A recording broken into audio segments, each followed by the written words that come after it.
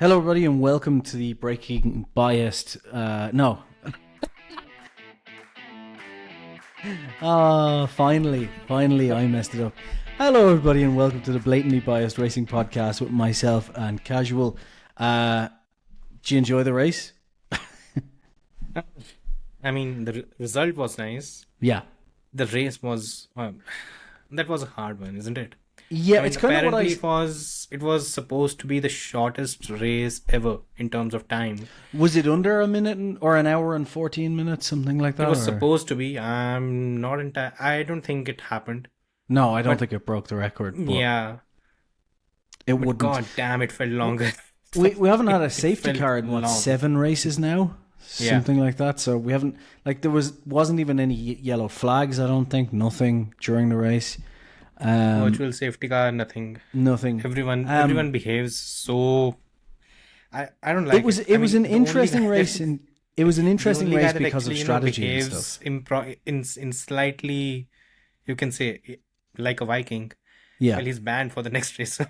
that's true. I Yeah. mean, yeah. This is the thing. It's one of those races where I think it gave us a lot to talk about, but the on-track action was kind of non-existent. Shite.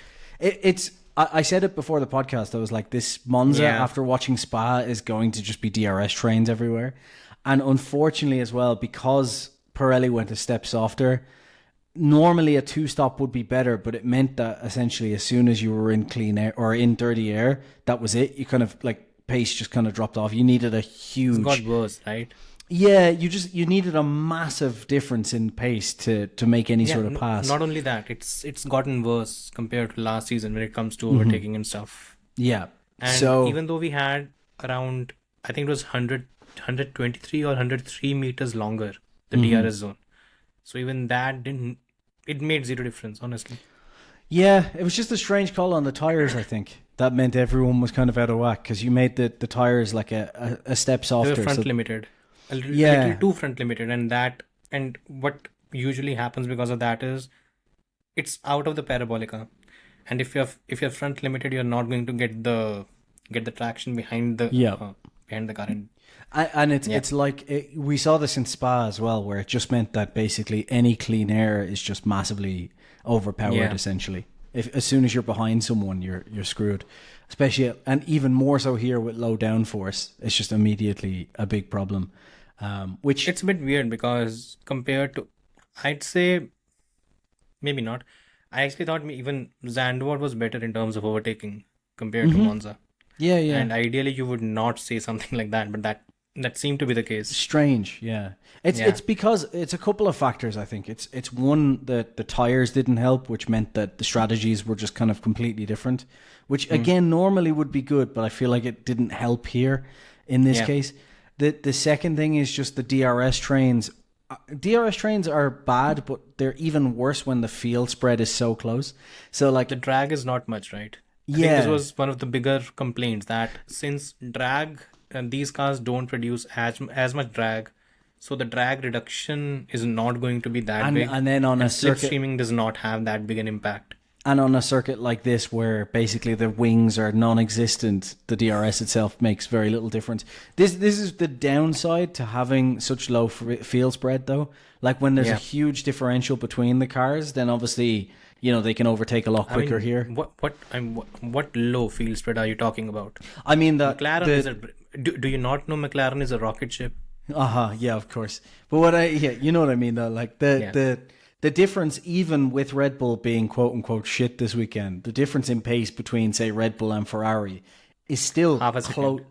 Yeah, but it's still closer than it would have been in say 2020, 2021. The cars are so close Look, now. in 2020, 21, it was half a second between the first and second team. Even roughly. 2023, if you look Red Bull, even back to Aston at the start of the year, Yeah. there's still More than huge that. differences. Yeah. Yeah. So, and then as well at the back half of the field, they're quite close. So you've just got these big kind of. two different yeah. races. So at a Ideally, place like Monza, Yeah. DRS just doesn't make enough of a difference because they're all close anyway. Yeah. I'm kind of looking forward to DRS going, and I think that's when teams will have to. They'll be forced to play completely different strategies, completely different tires. I mean, who the hell knows how 2026 cars look? Because push to pass, it may. I don't know. I'm not that attuned with the concept, to be honest. Yeah. So to Yeah. make a judgment on that, plus it I will, think if they had gotten rid of DRS at the start of these regulations, it would have been better because I think the teams would have had to adapt to it. But with the look, you can 2026 adapt regs, as I'm much not as you sure. want, but you cannot. F duct is banned, right? Yeah. They would have ended up engineering F ducts, and we would have actually struggled when it comes to having overtakes. Look, the problem is DRS is a necessity in Formula One, and even though we blame it, we abuse it, and everything, it's there. It has to be there because other than DRS, look, it's going to be a very tough ask. Races are going to be Sure. hard. I just think with the field spread the way it is now, you can get back to actually telling the drivers, well, you can't manage now. You need to push to overtake. You know, like Yeah. if he's managing in front, you need to push and wear your tires out. So you get Yeah. that risk reward, which we had at some point in the Ideally, past. yes, but Yeah. again, what happened to Lando, right? The second stint he burned out his fronts Yeah, because well, of there's that very reason. lots to talk about on that. I think we should probably start though with just With the race die recap, Forza Ferrari, Forza Forza Ferrari. good. Yeah. It's I going mean, well. it's going well. it's 1 a.m. here, but I find it I hard don't to have an understand. excuse. You're the one who's Yeah. mumbling stuff. Yeah. But yeah, Yeah. okay. By the way, I picked Charles Leclerc to win. I know you Charles did. Leclerc won, yeah. Ridiculous. And throughout, I mean, on Sportskeeda, we do these segments where it's race prediction, race preview, and stuff like that throughout the week. And every time it was Charles Leclerc, Charles Leclerc, Charles Leclerc. And then finally it came to him. I was so happy for him because Yeah. a feel good thing, right? I mean, for Charles, if he does not do anything else this season, in December when he's sitting home and he looks back at his season, a win in Monaco, a win in Monza, that's it. He'll be more than happy. I think that's the best of a bad situation for Charles, isn't it? That's like the season Yeah. hasn't quite gone the way he wanted, but I think he'll take it. You know, like Yeah. that's 2 wins that he's. Well, what was it? 2019, he had the last Monza win, which was incredible.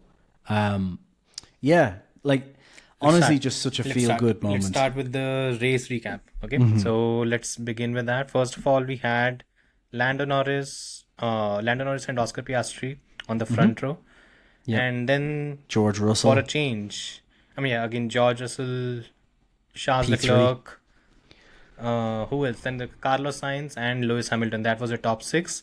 Yeah. Red Bull had a disaster with 7th and Max 8th, in right? P7 and Sergio in P8. So from that point onwards, we had the start. For a change, Lando did not lose a position at the start.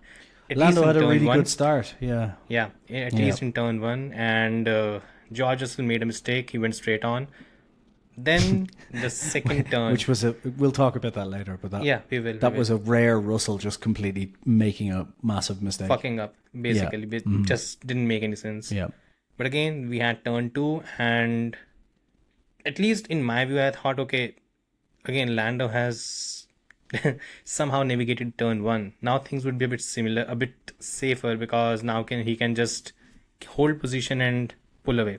Turn 2, you have Oscar Piastri. I mean, that was a stunning overtake. Do we want to enjoy Ferrari first before we have our McLaren rants? Because I feel like both of us have McLaren rants, right? Yeah, I know I we do. will.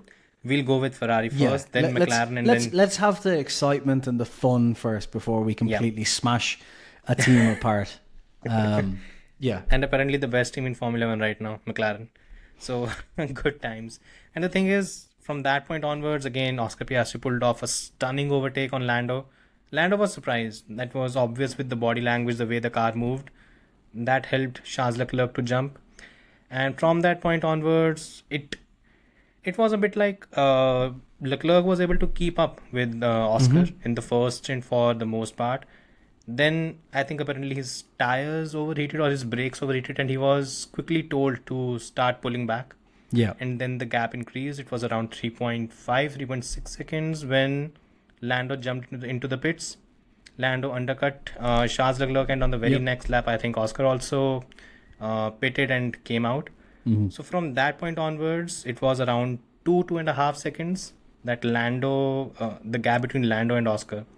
Now, in the second stint, Lando tried to close the gap.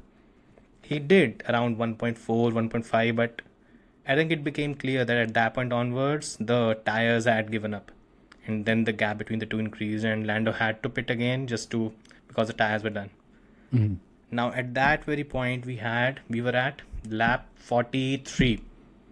It was a 56 lap race, right?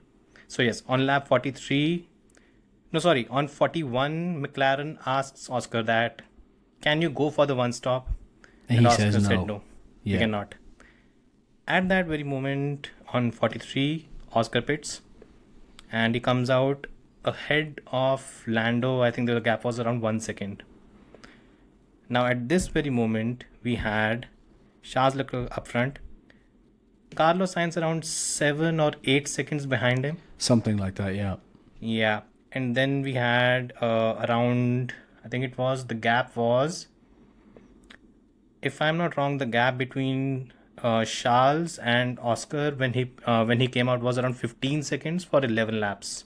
Mm-hmm. And from that point again, Oscar tried to pull off the overtake. He tried to close the gap. By the time we reached the end, it was around 2.5 seconds, and Charles Leclerc was able to hold off Oscar and win. And the environment was amazing. I think the best part was when 3 laps left and Charles crossed the line for that lap, and you had the Tifosi roaring like anything. Insane. And the thing is, if you can hear it on TV, it means in person, in that place, it's deafening. It's like Max at Zandvoort last year, where you could just hear the roars every time. Yeah. And that's beautiful. Amazing. And again, he won the race, the entire aftermath. It was brilliant on that front. And I think first of all, first question. Before we get on to the depression of McLaren, let's just praise Leclerc for a while here. Yeah, and what was the thing that stood out for you when it comes to Charles Leclerc's win? This is, and I'm sorry to name another driver while praising Leclerc, but this was just another instance of why Leclerc and Russell, for example, are in there as top drivers alongside Verstappen, and whether you like it or not, Norris, and now Piastri clearly is on top of tyres. Leclerc obviously was able to give feedback to Ferrari, and Ferrari obviously spotted as well that once you were in clean air, like Russell at Spa, you could work through that graining and get another phase out of the tyres. And that was incredible that they spotted that when McLaren didn't. Obviously, like Russell in Spa, there is something to be said for the fact that it's easier to make those gambles when you're not winning the race. Like if he didn't make that gamble, he was not going to lose anything. Exactly. If he didn't make that gamble, he would have ended up P3, probably P4, somewhere around there. P3.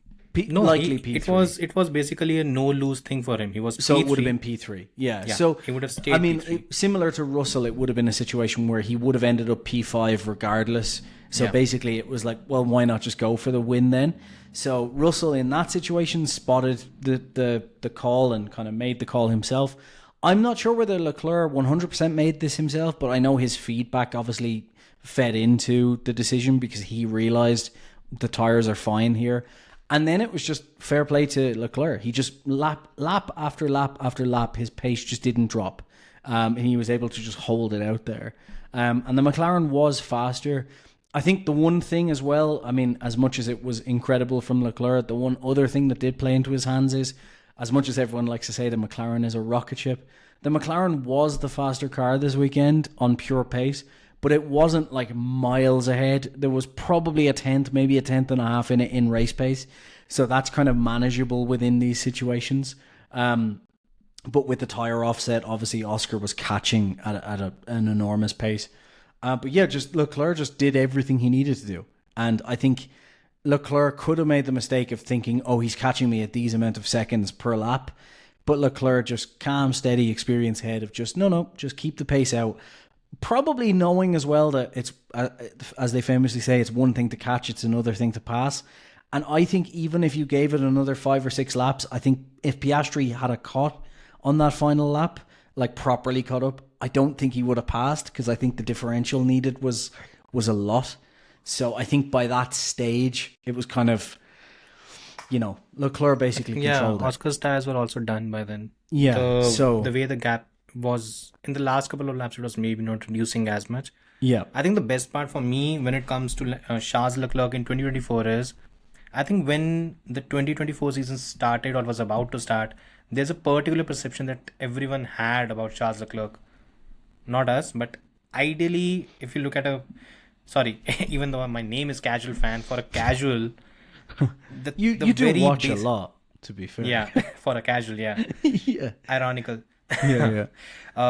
For a very casual fan, what does a Charles Leclerc mean as a driver?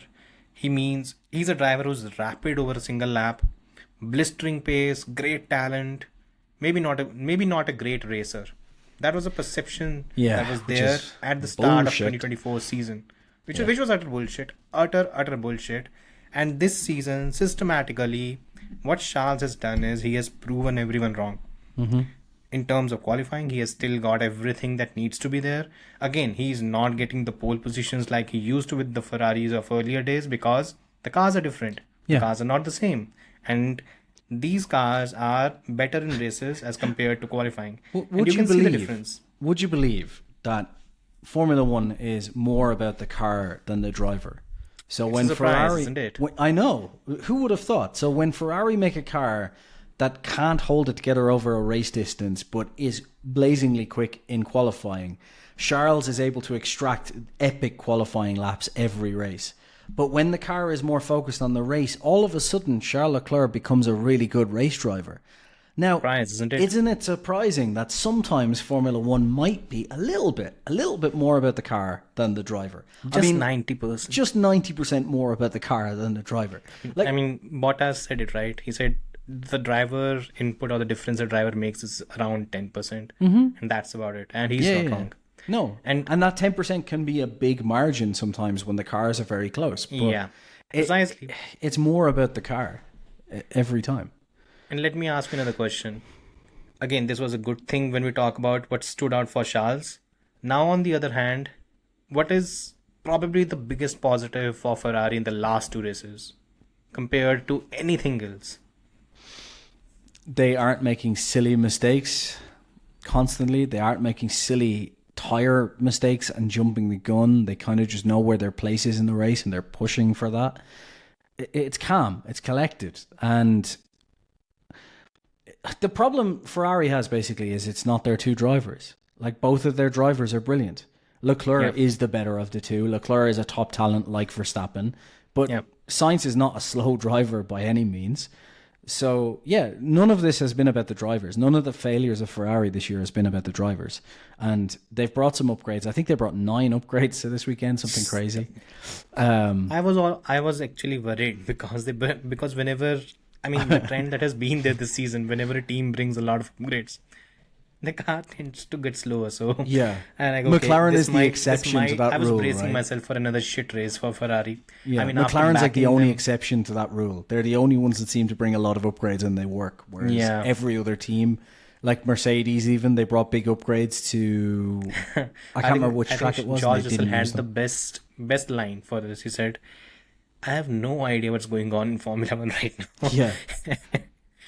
He said It's- he said we started the season with Red Bull on top. Now all of a sudden we have Ferrari back up front, and before the summer break they were nowhere. I cannot point a finger at why one thing is happening correctly and why one thing is not working out. Well, Is that, I mean, and he simply like, I have no idea. I think and what he's right. this season has proved is that Rob Marshall is more important than Adrian Newey. I think that's the obvious thing here. Again, I'm Rob Marshall maybe- goes to may- McLaren. I know, everything I know. works. Yeah, but again, he joined this I know. season, I'm, so I'm joking. Like, I know. But the problem Yeah, is, again, the same bullshit narrative has started. A team does not depend on a single personnel, and if you've ever worked in an organization, you'll know that. yeah. But Formula One fans are stupid, so just Well, Again, it's just, anyways, it's just yeah. people don't like to think of things as complex. They like the simple truth, like the simple answer. And in Formula One, it's generally not the simple answer. It's generally a string of a factors very together. complex thing. Yeah, precisely. And again, just coming back to this, the best part about Ferrari's win this weekend and the podium last time, both were pulled off by strategic calls. They were not pulled off by the fact that, again, you can compare this win with the win in 2019 where Leclerc had a brilliant car. He just pulled up. He was leading from the beginning. That was not the case this time around. It was strategic calls that were, let's be honest, they were perfect. Yeah. Even in Zandvoort, it was Leclerc getting the undercut on two drivers. I think it was both Oscar and George. You do know though that this means next weekend will be a shit show, right? This is what happens at Ferrari. Again, even Leclerc said the same thing, by the way. As soon as things go well for Ferrari, everything falls apart. That's what happens at Ferrari. I'm just hoping, since it's Baku, it should not be the case. It doesn't matter. This is just what Ferrari do. As soon as things go well, the board goes, oh my God, things are going well. We should jump in and help. And then everything goes to shit. That's what happens at Ferrari. Funnily, John Elkann was not present this weekend. Mm-hmm. And you watch. At Baku, he'll be around talking. Everything will fall to shit again. Which is why... I'm sorry, Hamilton fans, be very, very careful about getting overly excited at the start of 2025. Even I was starting to. Well, what'll happen is in 2025, it'll kick off and it'll be like Hamilton, Ferrari, they'll get a couple of wins, everything will be amazing, and then it will be depression for about 18 months. That is what Ferrari does. So, this was amazing, and I'm so glad that Monaco and Monza are the ones where it's gone well, and these are haven't the two been the races shit show. that Charles... Yeah. I'm happy for Charles because even Lando said that if there was one driver I would have wanted to win, if not me, it would be Charles. Mm-hmm. And you can see the kind of emotions there. There were videos of people celebrating in Maranello. Ferrari is a passion. Yeah. They can be assholes at time, and they can be very, very, very hard to cheer most of the times because they screw up a lot. But when they do get things right, it's fun to watch. and it makes it feel better for Leclerc sometimes in kind of a similar way to Norris in one aspect, and I'll tell you why. Right? It's because both Lando and Leclerc have put their full faith in Ferrari in Ferrari and McLaren in their respective teams through times where we all thought that both of those teams were a shit show. Yeah. And then when things go well, like hoping that the teams would fully have their back when things turn around. And in both cases, it hasn't been the case. when finally you think the team's going to rally around Leclerc, they go, oh, we should sign Hamilton because Leclerc can't win for us. Or in 2022, 2025 is going to be interesting. We should get around Leclerc now, but not really. Yeah, the 2022 was painful. Honestly, it was painful. I think the thing is, Leclerc and Norris both have a situation where they've put their full faith in the team to back them up. Neither team does. They deserve the success because they're both big talents, and both are hit by fan bases saying both of them are bottlers that make too many mistakes. And none of that is true. I actually wrote about it. Remember, there was this whole thing of Charles having a poor conversion ratio, where Max had more wins of Charles Leclerc poles than Charles Leclerc had. Yeah. Something like this. But this is just another thing that tells you more about the team and the car than it does about the driver. Like, I really want to see. If you wait in Formula One long enough, all these stupid narratives, they just go in the bin. That has happened far too many times. They're all just people trying to back up their own favorite driver. That's all it is. There's no... It's nothing more than that. I think it's going to be entertaining to watch, like, for example... I think, like, we've said this a few times in the past. Both of us were massive Vettel fans at one point, right? And... We've seen this, right? Yeah. We've seen this in 2010. Well, it's kind of we saw this thing. Even I've been, like, falling into the trap of thinking, oh, this Vettel... watching Vettel win those championships is spectacular. Him going to Ferrari is going to be amazing. Heartbreak. And then thinking, when Vettel goes, I'll probably stop watching as well. But that doesn't happen because you're like, I keep watching F1. I think it's going to be interesting to see these kind of Verstappen and Hamilton fans, to watch them change when Hamilton and Verstappen leave and they start going, wait a minute, Formula One's more about the car than the driver.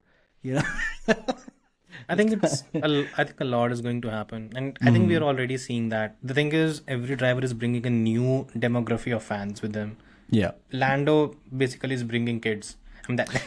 That's become more than obvious now after I've seen a few of the outrageous. It's because of his social media interaction and stuff as well, right? And and also I think the problem is as well, Lando's group quadrant. they bring a lot of football fans as well, and football Yeah. fans are historically not the most relaxed Obnoxious. people in the world. Basically obnoxious, right? Yeah, so I know. it's I'm not a huge unfortunate. fan of football either. I'm not. I've realized over this season, because there's been so many different winners, that Yeah. I'm a huge fan of a lot of drivers and a huge hater of a lot of fan bases. Like, I really dislike Hamilton's fan base. I thought I really liked Verstappen's fan base, but they went crazy as soon as he started losing as well. Yeah. I They've hate lost- Norris's they've fan lost their base. mind. Honestly, because- they lost their mind. Yeah, I hate Norris's fan base because realistically, I really like Norris, but his fan base are a pain in the arse. Piastri doesn't. basically their Piastri's kids, too new and- to kind of have anything yet. Hamilton's Yeah. fan base, I don't think we need to say anything there. I think the best quote was by a Hamilton fan who is my follower, commenting on another Hamilton fan who was pissed off at Toto Wolff. No, pissed off at the team because Lewis Hamilton had, after qualifying, Lewis Hamilton said right that he's not performing at the level he's supposed to. Yeah. So maybe when Kimi Antonelli comes, he might perform better. Something on those lines. Yeah. And Mercedes did the entire thing of you're the best qualifier of all time. Stuff like They that. backed him up. Yeah. Yeah, Which they should. And then there was a Lewis Hamilton fan complaining about, this is all you're going to write. This is it. This is like only the. Basically, what he was saying is the gesture was too small, and you had a Lewis Hamilton fan basically quote tweeting the whole thing and saying, "What's your problem? If they say something, you're pissed off. If they don't say anything, you're pissed off. What is your problem?" No, it just realistically. I said this on Twitter, I think last week, which was people are complaining that Perez, they should be supporting their young driver program. Get Perez out. Why aren't Red Bull supporting their young driver program? And then Williams brings in Franco Colapinto from their young driver program. People are like, "What the fuck? Why are they bringing this guy in? Give Lawson a chance." It's like, you people. I just literally was like, "Are you pricks ever happy?" I think the answer is no. No. Like, Yeah. so what I've decided is I decided this early on this season, which is instead of getting annoyed about it, I'm just going to try and wind up as many people as possible because that's more fun. So that's been my approach. All of this is to say, though, I think that fuck the fan bases.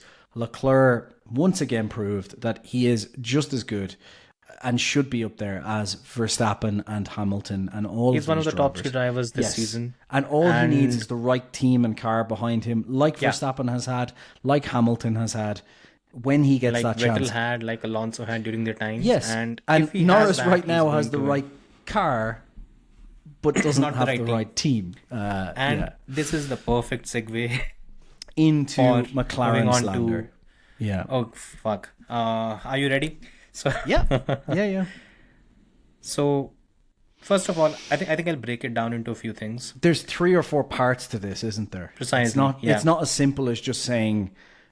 Yeah. Anyway. Go ahead. Sorry, Okay, just before we do that, one question, because I think I might have a slightly divergent view on this, and I think you talked about it as well. Which team had the fast car overall package? in McLaren race? had the McLaren fastest or car. Ferrari? McLaren had the fastest car, but as I said earlier, it wasn't like it was, as like people like to say, a rocket ship. It's not like it was miles ahead. I think there's probably a tenth or two in it over a racing lap. I don't think it wasn't anything like Zandvoort where it was just miles ahead as the fastest car. I think it was the fastest car, but not by much in this race. So I do think McLaren threw away a win, but it wasn't like they were throwing away the Zandvoort win. You know that way, like it wasn't like an enormous win to throw away. Yeah. But I think they did throw the win away by not protecting things and managing things, which we'll get on to. So I don't think there was much of a difference between Ferrari or McLaren in terms of pace. And initially I thought that was the case when I saw Leclerc pretty much staying within DRS for the first 10-11 laps, and then the tires overheated and then he had to pull back. Then there was a second stint, and in the second stint you had Lando pushing like anything, Oscar pushing like anything. Leclerc was right with them. It's not like Leclerc was just falling back at a very rapid rate. He was right managing with as them. well. Like, he was Yeah. very much managing the tires, Yeah. you know. And there was literally no, you can say the pace differential was virtually not there. It's like I said, I think that if Oscar had have actually caught Leclerc, I think he would have just been stuck in a train behind him anyway. I don't think he would have passed. Maybe he would have passed, but I think it would have been very, very difficult too. I don't think it would have been an easy pass. Yeah. And now we talk about the other thing. Oscar Piastri's overtake on Lando Norris. Again, okay, first of all, just to make one thing clear, Oscar did nothing wrong. Yeah, There that's have been obvious. a lot of Oscar Piastri slander on X and From the children that follow Lando, probably. yeah, pretty much, and it's unnecessary. And look, one thing you don't know about Oscar, let's make it clear how something about Oscar's past before he joined Formula One.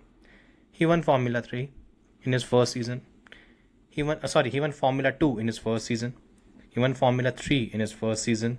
He won Formula Renault in his first season before he stepped into Formula 1. Oscar's the real deal. There's no...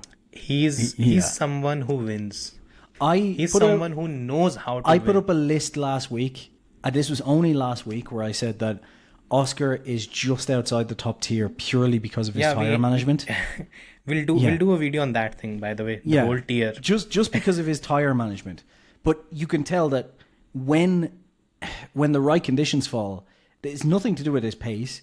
And because of the characteristics of this circuit, his tire management was actually better than Lando. Just because of, honestly, how... I don't think we can really make any of the claim. The problem is, as Oscar says, track position is king. Yeah. Free air.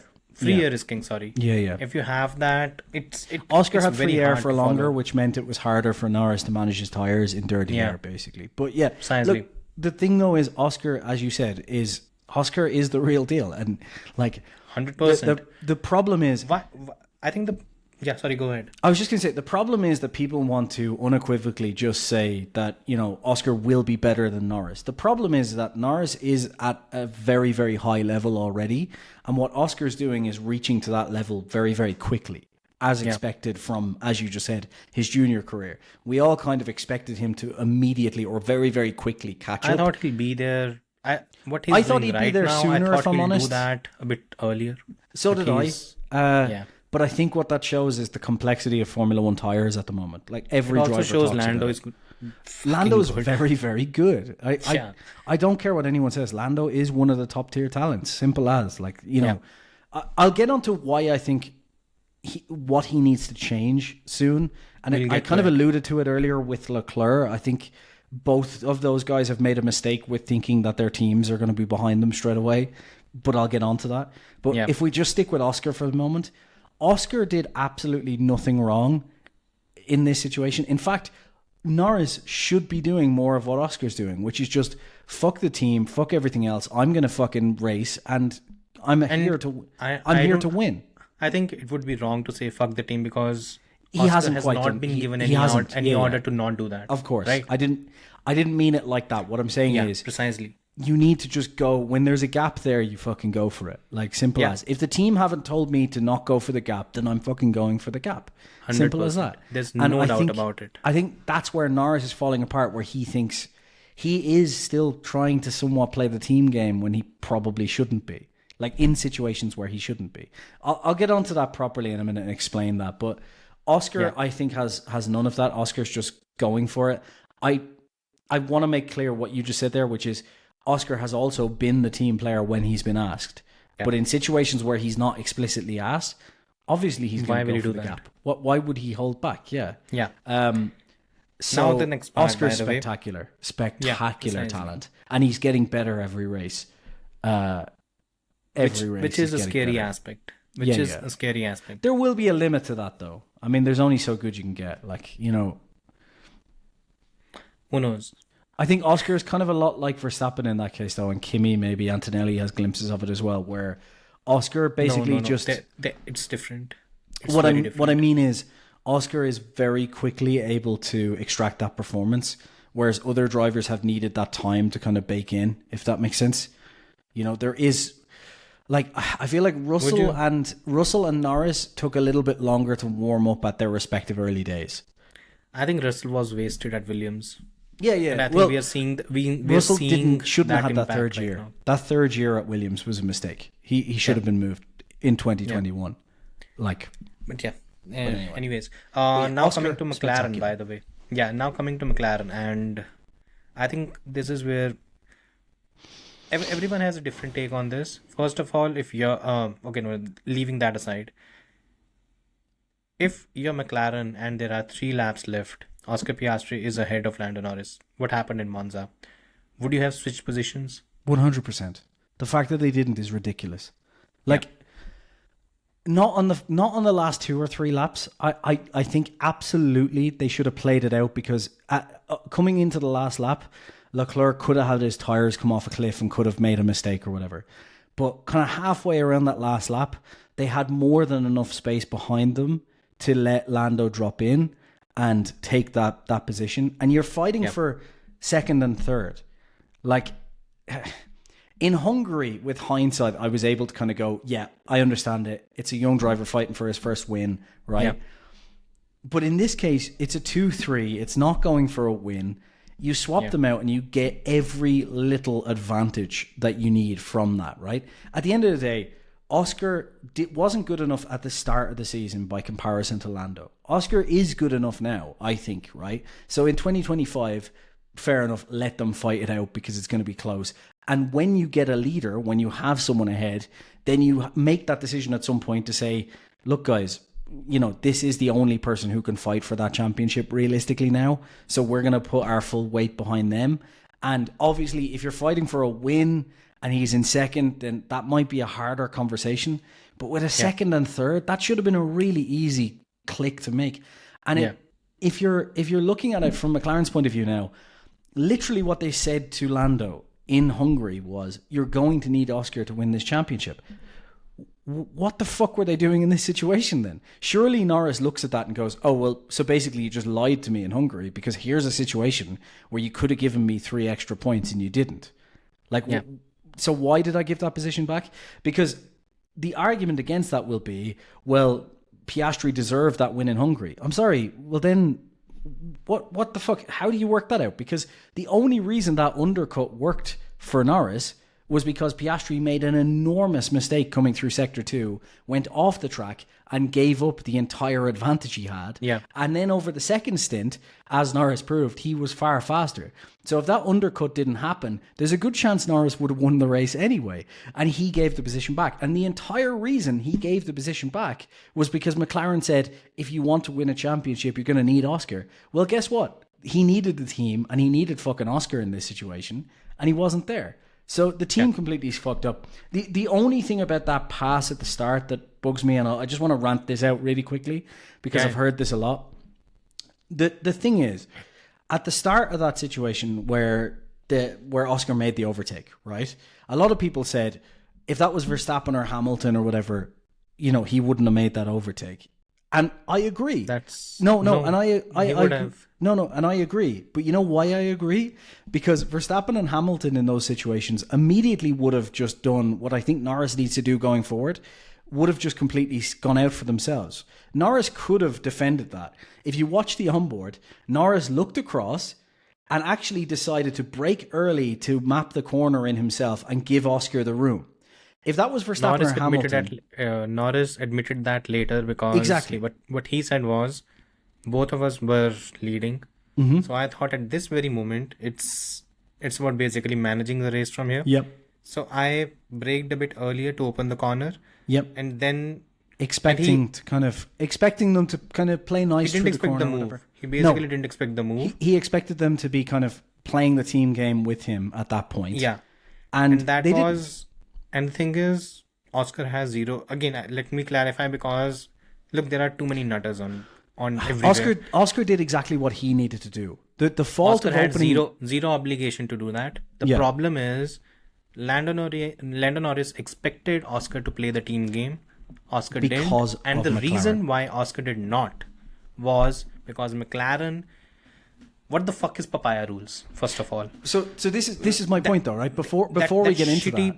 Before we Yeah, get into go for that, it. this is my point though. Verstappen and Hamilton, as everyone said, maybe not Hamilton actually. Hamilton has opened up room like that in the past, but Verstappen, let's just say, because we know how Verstappen is.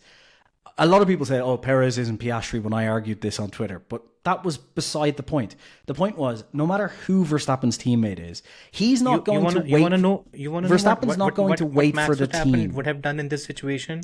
Last season, Austria sprint, Max versus Checo, and what he did was basically took Checo right out of the track, and basically allowed. I think Yeah. it was who was some driver in P3 who was allowed to just jump ahead of Checo.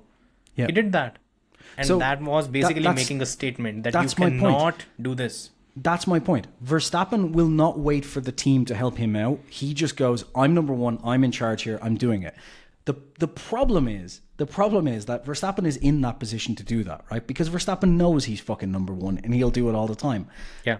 Norris opened up that space so that they wouldn't have a crash following, as we'll talk about in a minute, fucking papaya rules, and probably thought immediately that even if he gets around the outside, they'll give it back because I helped out in Hungary. The team is behind me to win a championship, right? You guys are behind me, right? He immediately probably thought that. And when it got to a point where he nearly spun on the exit of the corner because this gap was taken away, and Oscar just making a very good pass, immediately after that, when it was realized that, oh, the team's not going to give any team orders, immediately Norris started making mistakes. That is a driver who in his head has realized, wait, hold on. He feels betrayed. So Basically, he's he like, feels I betrayed, gave right? up a race win here and you're not helping what me I out did. to win the championship. Yeah. That was the crash into the bollard coming into the pits. To me, that was the perfect example of a driver who is too busy in his head going, what the fuck? Like, why aren't these guys helping me? And the reason I said this is like Leclerc for me, it's like both of these drivers Silverstone 2022 is what you're actually alluding to. Exactly. These are two drivers who had better options over the last couple of years to ditch their teams and go somewhere else. Leclerc and Norris both have had options from Red Bull, potentially could have gone to Mercedes, either of them when the Lewis thing kicked up. Yeah. Like, these guys could have ditched these teams and they have stuck with them to say, right, I'm with you. Because in their head, they're going, if I'm in a chance to have a championship fight, I'm building you a will team, back me. basically. You will back me. And Yeah. in this situation, Oscar, if it was between the two of them close in points, you'd say fair enough. Oscar is another 40 points back. The chance for McLaren to win a championship is with Norris, and Norris specifically gave up that win in Hungary because the team said you'll need Oscar to let you win. And when there's a situation for them to give him some points and help him out with the championship, they've basically said, "Oh, we're not doing that." So I hope that going forward, Norris just says, "Fuck this, I'm done. I'm going for my championship." And if Oscar tries to pass me again, I'm not going to assume that the team are going to help me. I'm going to race Oscar just like I would have raced Verstappen. And the last thing I'll say before we get into rant is just, it annoys me when people say, oh, if that was Verstappen or whatever, because Norris can be aggressive. Norris didn't give up the space in Austria and they crashed because of it. So Norris is fully willing to be that aggressive driver, but he was under the illusion that the team would back him. And I hope that going forward now he says, no, I'm not under that illusion anymore. I'm 100% for myself. Fuck this. I'm going for this championship because the 2025 championship may not come. So why would he wait? Yeah. It's too late now. The team had ample opportunity to help and they haven't. So I think the biggest problem has to be the fact that, look, what pissed me off a lot, and I think Will Buxton is spot on. Mm-hmm. He was on. This is one of the rare times where I really agree with Will Buxton on a rant. It's very rare that happens with me as well. But he was spot on and he was angry. And again, people, look, I know there are areas where there is British bias. This was not one of them. No, this was just an accurate rant. I'm not British. If honestly, this was swapped around, if anyone he would have said the same thing. This is a British podcast, this is not a British podcast. You used to be British, right? At one point in your history. You used to be British. Fuck off. I'll let you go on your rant, but a quick question to assuage all of that.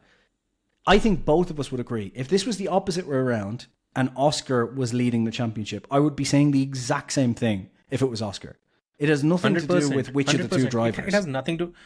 I mean, there are apparently a few people lost their minds I think we had a comment as well.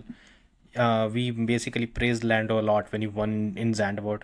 Look, guys, he did a we good job. praised Max a lot. We praised Charles. We've actually praised Lewis and other drivers. And if there are races where Lando does well, we're going to praise him.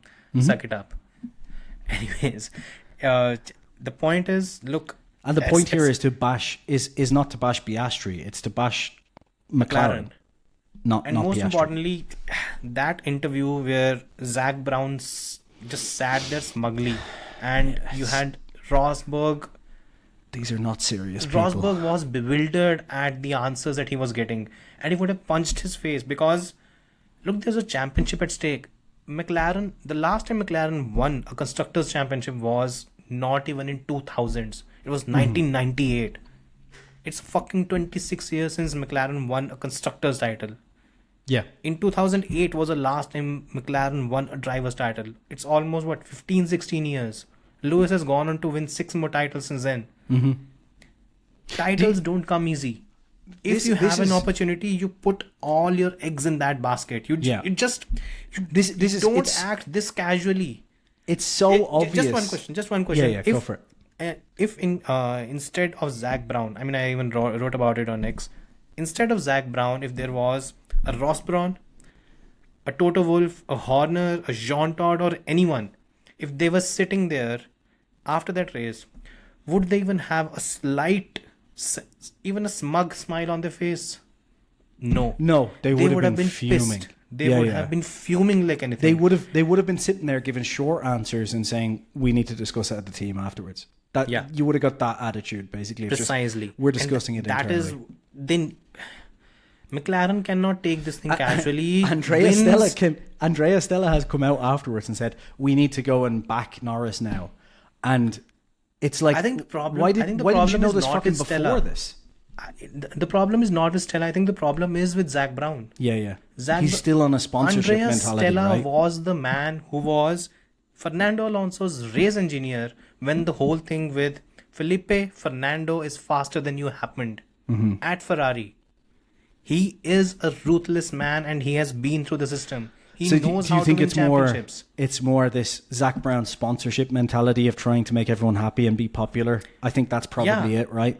And there's a point at which he said he wants McLaren to have 2 number 1s and pointed out the Senna Prost example. It never fucking works. It never fucking works. Does he not remember that they crashed? Does he not remember that they crashed? Like Lewis Hamilton, repeatedly? Fernando Alonso, Nico Rosberg, Lewis Hamilton, Nelson Piquet, Nigel Mansell.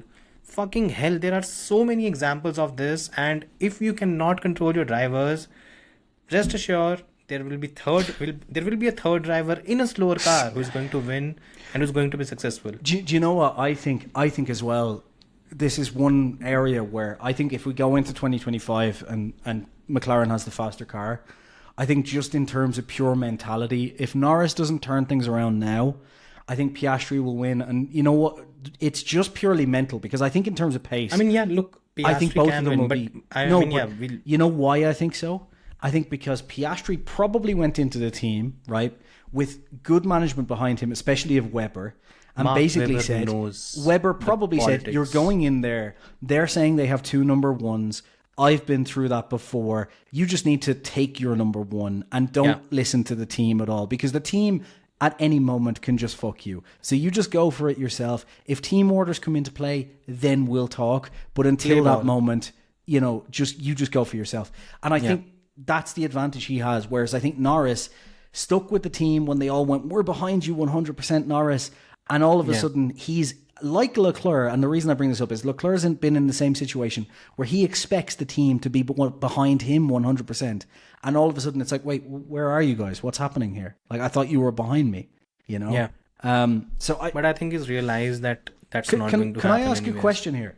Do you think it's only one of 2 things with McLaren? And I hope Norris mentally realizes it. And the reason I hope so is because I want to see Norris and Piastri actually fight properly. I want to see Norris actually fighting for a title because I think he's capable of doing so, right?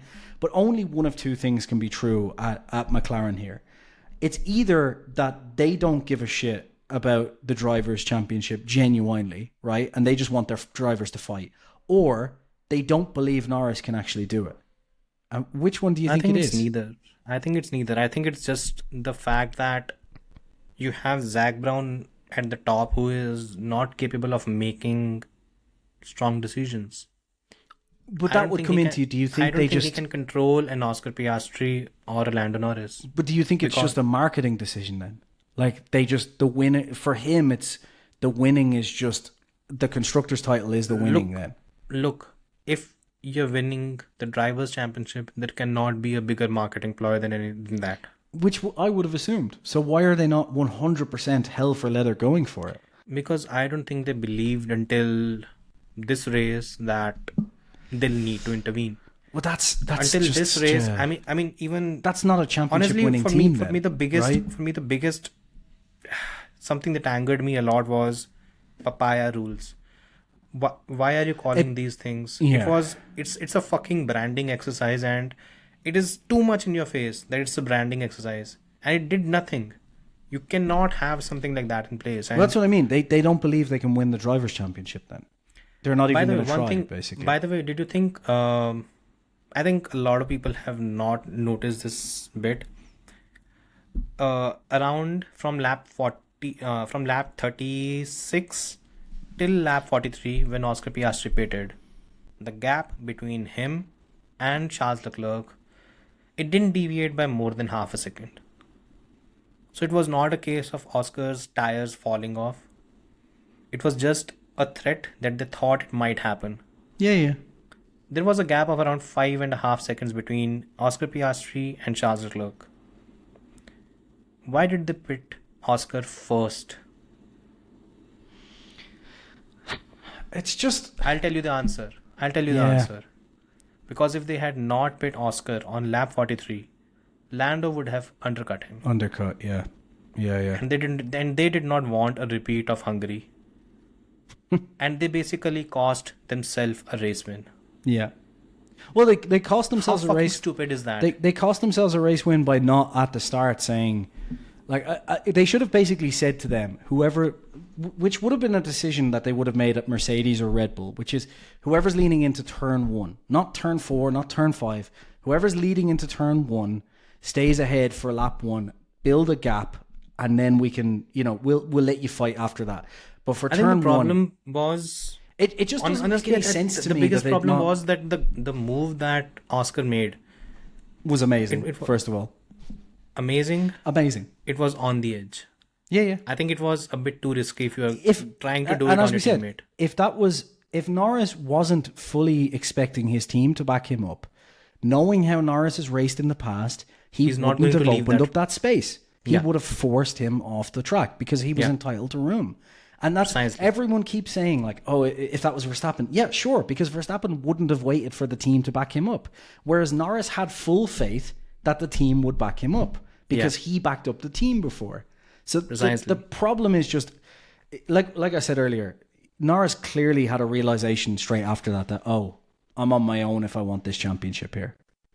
I think he had this realization in the cool down room. Yeah. You could His see whole it. demeanor. Like Yeah, you in could see the it press on his conference face that- afterwards, it was like, Yeah. if you were going to do that again, what would you have done? Or if that was someone else, what would you have done? And he said, I wouldn't have given them the room. Yeah. Like He said I would have braked later. Yeah. He simply said, I could have braked a bit later. Yeah. It was too close to comfort, and he's 100% right. It's too close to comfort, and If it's that not was- something you expect from your teammate when you're trying to fight for a So, title. so the blunt question here, if that wasn't Oscar Piastri, if that was Hamilton or Verstappen coming up the inside, to answer The room what would not be everyone's there. asked, so to answer what everyone's saying on Twitter, I think both of us agree he would have ran them out of room. 100%. He would have braked later. He broke they all break so later. early there to give Yeah. space. Like Yeah. even if you watch his laps later on, there is no point later on where he breaks that early. Like Yeah. throughout the entire race, he doesn't break that early. So I think I think honestly, and I even wrote about it, there's an element of Lando not being ruthless enough when it comes to a few things. yeah. The first is being demanding with the team, and I think it's about time he does that. Let's get one thing straight. Lando is right now one of the top 3 drivers in Formula 1. People can whine, cry, whatever. He's this, he's not this, he's that, he makes too many mistakes. Go back, watch the qualifying session. There's only one driver who nailed everything. It was Lando. Yeah. Top 6 drivers were covered by 2/10, and there's only one driver who was at the top. Just leave that aside. Right now, if things don't work with McLaren, Lando can move to any team. Any team, he'll move. He can maybe go to an Aston Martin, maybe even a Red Bull, because Red Bull is in a situation where they might need a new driver. Yeah. It could happen. We need The to point talk is- about Red Bull before this ends as well. So, Yeah. Yeah. The point is, it comes down to McLaren. Does McLaren want to put all its eggs in the Oscar Piastri basket? And the answer is no, at least not at this stage. You won't back him to win the title in 2025 as such against a Leclerc, Hamilton, Russell, or a Max. I think I would Not clarify at this that by saying I think that if Oscar was just in a faster car, he could bring home a championship without fail, no problem. The problem is he hasn't been tested against these guys. Yeah. You know, whereas I think it's much easier to perform and get results when you're not expected to. But when you're expected to, and when you're the one who has the bullseye on your back, things change. Yeah. And when there is a grid with caliber of drivers like Max, Lewis, Charles, and these are drivers who are not going to play with you on track. yeah. They'll have a thing or two to say even off track. It's going to be a very different level where Oscar has not been there yet. So Yeah. you won't want to put all your eggs in that basket. And Lando is in a position where, and I think McLaren needs to be a bit more desperate when it comes to winning. You cannot let points just leave points off the table. What, 9 points of 10 points now gone that they've just A dropped off. lot. from I those. mean, you can just go just on from and on about Hungary it. and thing. If you talked about strategy issues and so on, like Yeah. you could talk about that all day. But I mean, in terms of just actual points that they've just taken off Lando by team orders, essentially. I think it was 14 points in Hungary. Well, 7 points in Hungary. Sorry, 7 points. Seven points in Hungary and 3 points here. 10 here. So 10 altogether. I don't mean in terms of the win or whatever, like forget about that. I'm just saying just purely on just simple team orders that they could have and should have instated.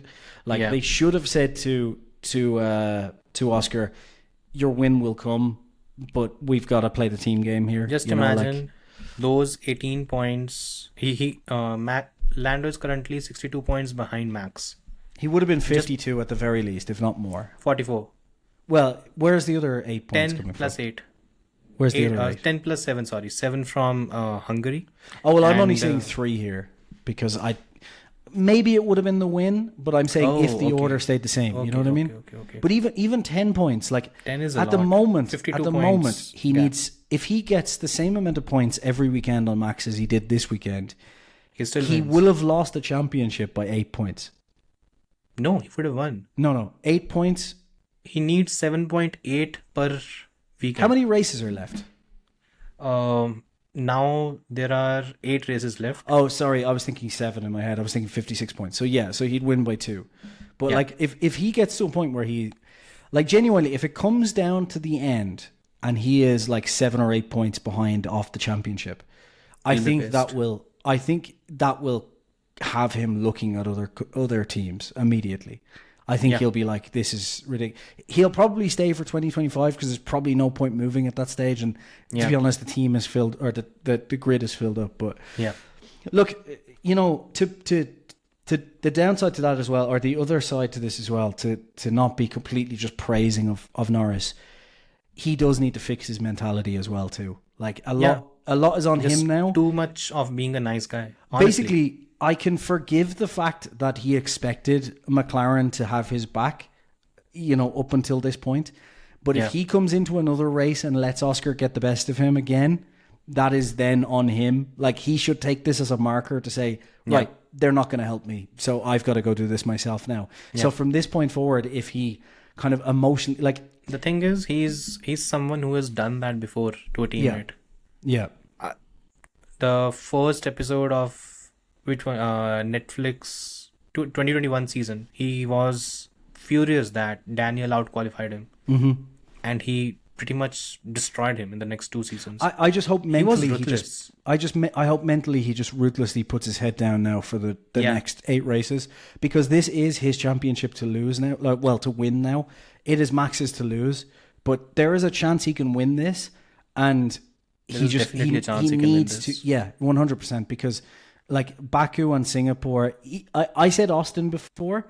The only problem with Austin is Red Bull much are later. targeting a big upgrade for Austin that could work. I'll hold my breath. So will I'll I, hold my but breath. it could work. Let's just say it could work. So over the next 2 races, he could grab some serious points. Yeah. But the disparagement of Norris, because I don't want people thinking we think he's perfect either. He's he not. also needs to get on top of his emotions. And I said the same thing about Verstappen in Hungary. Verstappen threw away an easy podium there because of his emotions. And I think sometimes people forget that these are human beings. Yeah. And the reason I bring up the emotion there is it was so obvious why Norris was kind of just all over the place after that. I think it was that realization. These fuckers aren't going to help me. I'm like, you know. But anyway, let's get on to a positive note of Wait, one thing. If you're McLaren, I was going to say of Red Bull. just to but cap it all off. Yeah, just to cap it all a off. positive note of Red Bull. Anyway, go on. Yeah. Yeah, if you're McLaren, what's your game plan from now on? I think you've I'm got not talking about. By the way, I'm not talking about what Oscar Piastri should do. No, and no. what a Lando Oscar should should keep doing what he's doing, but McLaren can clearly Yeah. enforce team orders when they need to. And look, the thing is, I am always tired because as a fan, I don't like team orders. But at the same time, if you're McLaren, like just speaking about if you're McLaren here, McLaren should be 100% backing Norris, because there's no guarantees that they come into next season with the fastest car. Like Red Bull could fix all their issues over the winter break and come back in 2025 with the fastest car, and then they don't win either championship next year. So I think you make hay while the sun shines, and McLaren should be looking at this just ruthlessly as an F1 team now and saying, look, Oscar, we will back you 100% next year, but right now Norris is the only one who has a realistic shot at the championship here with where Red Bull are. So we need you basically to play the team game. We're not going to take wins off you, but if it's another situation where it's 2-3, we need it. You know, like we're going to invert. If it's a situation where Lando's on pole and he's ahead of you into turn 1, we need you to just stay back and hold position. Like from now on, it is 100% in the World Championship game. Will they do that? No, 100% they won't. They'll continue to just. Okay, They'll continue to make these just a mistakes. couple of stats. Lando Norris and Oscar Piastri currently they are separated by 44 points. Remember 2010? I think we talked about it just right now. Yeah. Felipe Fernando is faster than you. Felipe Massa was 37 points behind Fernando Alonso, and it was 11th race in a 22 race something season, right at the midway point. I think Andrea Stella was present in both cases. And by the way, funnily at that point, team orders were banned, and Ferrari still went ahead and did that. Yeah. Which was funny. Yeah. I mean, the aftermath was also hilarious. Eddie Jordan basically shoving the mic in front of Alonso. Were the team orders in your view? No, there were no team orders. So I miss those days. I think when did they lift that ban? Was it 2011 After or that 2012? season. Was that 2011? After that very That's also season. when they brought in DRS, right? In 2011 because of that season. Because they had McLaren brought the F duct, and from that they got the idea that drag reduction can help. So the best part being, okay. Anyways, for now McLaren, what they need to do is, I think it will be, frankly, it's brutal on Oscar if something like this is done. But I think if McLaren does not understand the fact that championships don't come easy, I think they just have to look across the paddock and look at Red Bull right now. This could be their last chance in years. Yeah, they are scampering to win the title. They might not. Honestly, the way Red Bull is going, it might not. But the point is, you never know. if McLaren has made this jump, you don't know if Ferrari or Mercedes make this jump next season. They could all hit the limit next year, and it could be a situation where all four teams are basically fighting for the title. And then That's the big problem. that's a nightmare for McLaren because they've got two drivers taking points off each other and a strategy team that essentially is a bad imitation of Ferrari. So, like, this is their chance to win. And you know, you if cannot this is Red, leave. You cannot. this is Red you Bull, cannot discount. if this is Red Bull with Verstappen right now, right? Let's, in an alternative universe, imagine that Perez is as good as Piastri, right? If this is Red Bull in this situation and Perez is 106 points off, Norris is 62 points, or Verstappen 62 points off, right? Imagine that situation and Perez is as good as Piastri, right? Deserves to win just as much, but he's 40 points down. Do you think for a second Red Bull don't say, I'm sorry, Perez, but we're backing Verstappen now 100% to the end? They will. Regardless of the history, that's They will their do decision. that. Toto Wolff will do that. Toto In Wolff the would do past, that Ron inversely Dennis with, would do that. and Toto Wolff would have done that if it was Russell and Hamilton and Russell was leading. Toto Yeah. Wolff would be completely unpopular to everyone and say, Hamilton, you need to back Russell now. They did Yeah. it with Rosberg. You know, it was like you. So Yeah. this do is it. just It's something you have to understand. And I mean, if Zach Brown does not realize what he has in his hands right now, I think he'll regret. He will end up hurting his legacy right now. I think Because my problem is I really like McLaren from a historical point of view, and I think I want to see them win both championships. And I Yeah. couldn't care less whether it's Norris or Piastri, but Norris is statistically more likely to do it, so go for it. And for me, it's like I think there are, I don't there are even a care couple if of very Verstappen key wins stats. this Yeah, year. I don't even think care there if Verstappen wins this year, but I want it to be challenged. Like, why isn't it challenged? You know, Yeah. he can't win it easily. Like, that's all I care about. I don't care if Verstappen wins every race as long as he's challenged. I don't care if Verstappen wins the next two championships as long as he's challenged. And the fact that McLaren me, are unwilling to challenge it pisses me off.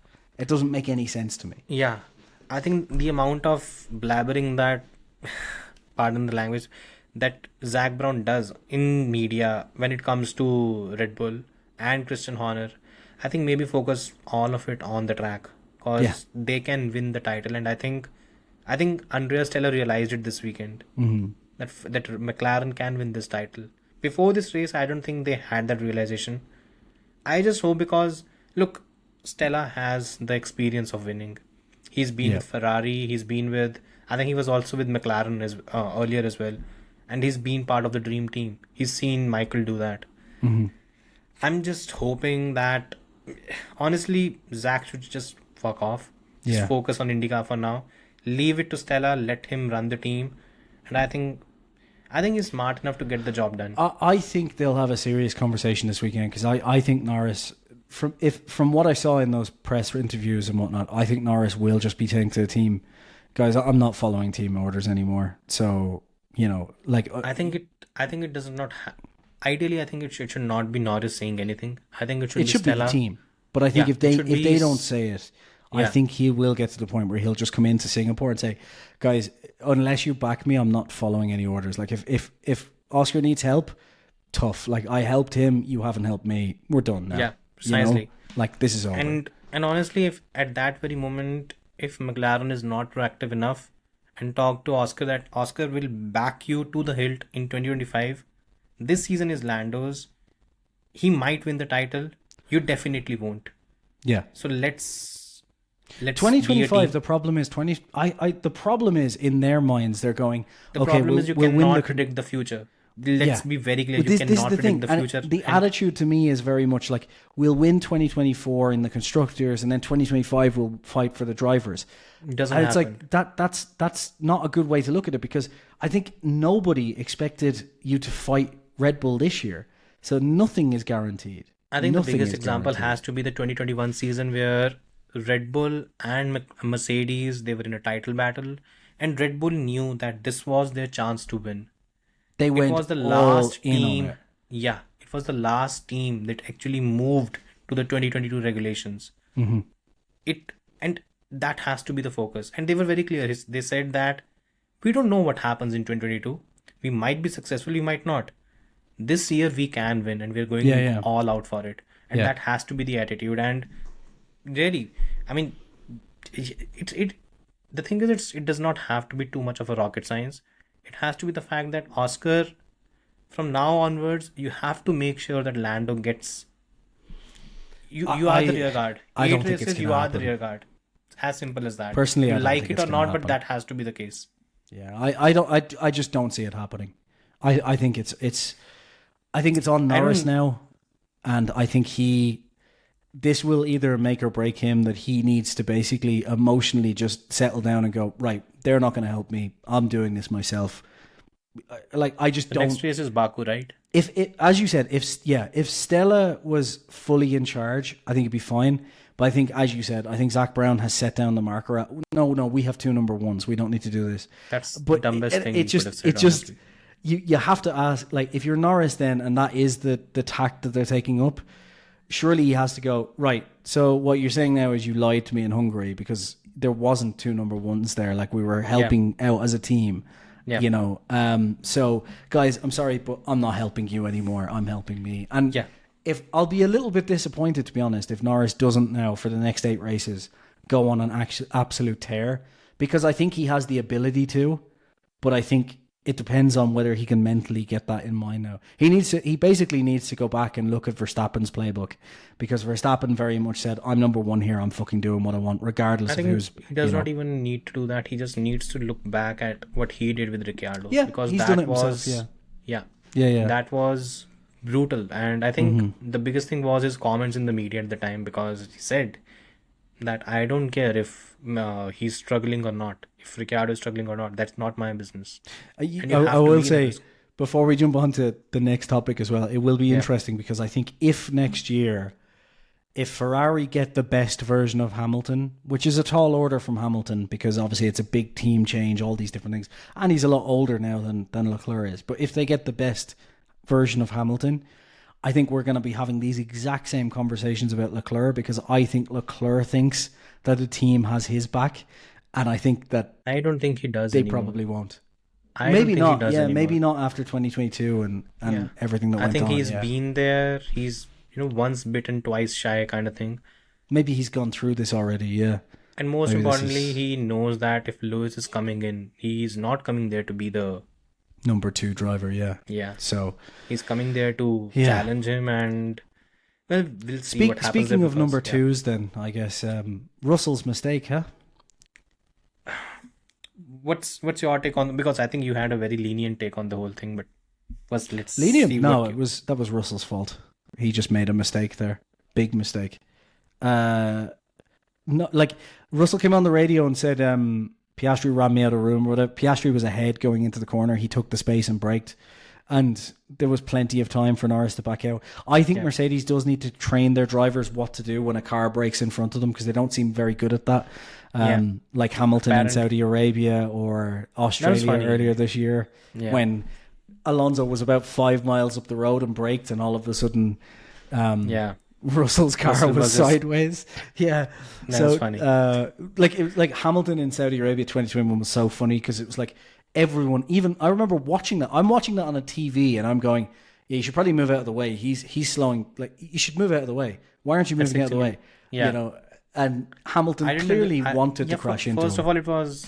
I won't even get into Let's that. not get back into that. I shouldn't have brought it up. But Russell's mistake, I don't know what was going on there. Russell had that error, and then that kind of screwed his whole race then, because he had to change the wing and everything. He was basically just off then from that point. Like, there was no catching up.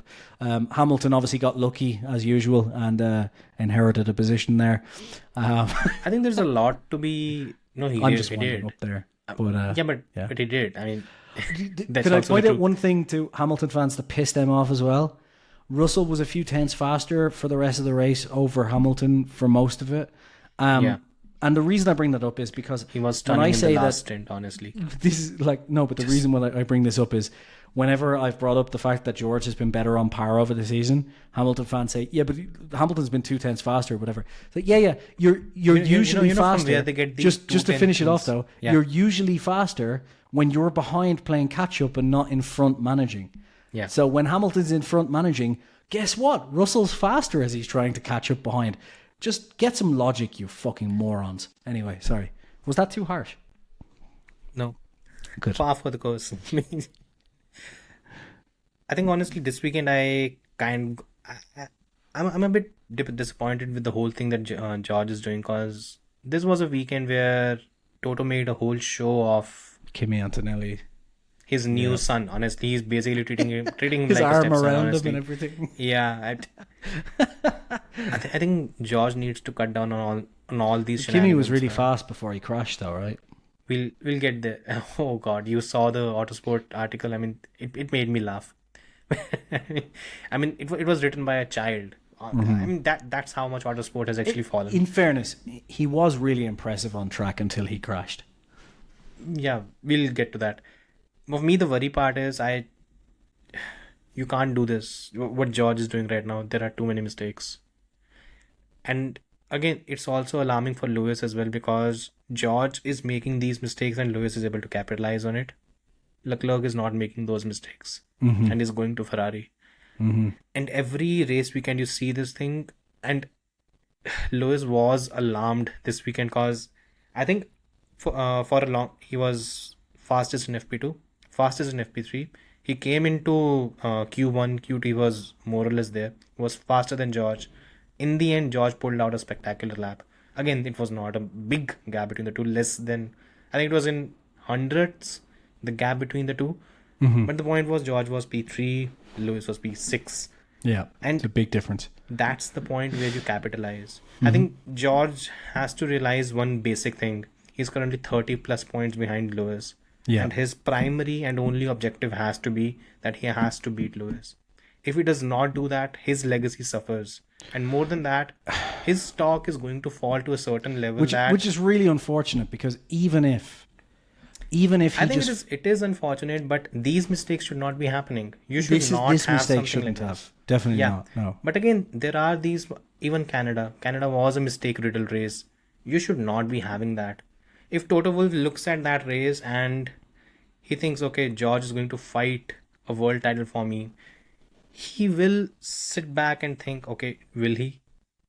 And that is one of the reasons why Toto has been openly quoting a Max Verstappen. Does it not come And- back to what we were saying, like what I was saying, though? It's like these drivers aren't human, and basically No, that's okay. I mean, but I no, but my understand point that. is, do you think Russell is now kind of in his own head a bit rattled that basically Hamilton's leaving, I'm supposed to be the number one, and I'm not getting any of the backup that I was supposed to be getting here?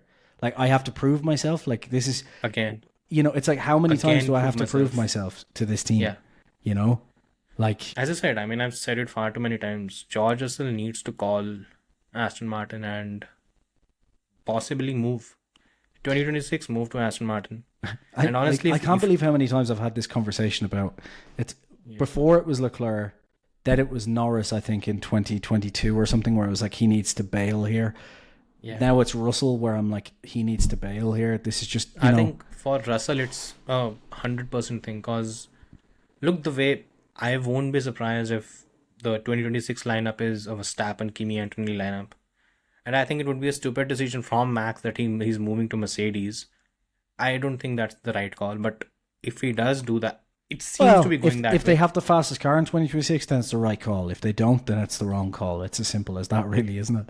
Yeah, but the thing is, you want to go into a team and have a reenactment of 2007 McLaren, where Ron Dennis has his prodigy being very good, challenging a multiple world champion, and guess who he backs? Kimi, yeah. See this, yeah. I mean, like, You don't want that kind of thing in your. see, And- I think the thing for Russell that makes it just so harsh on him is that Toto backing Kimi, I think, is absolutely fine. Like, I don't see any problem with that, because it's kind of similar to him and his talk about Russell in the first place. Like, it's obviously it's kind of on a different level because of where the team is, but that's fine. The problem for Russell is, if they were just focusing on Kimi, like if he was just talking about Kimi, that's one thing. But when he starts talking about Verstappen, that's when Russell surely is like, why? Like, if you give me the same car as Max, I can do the same job.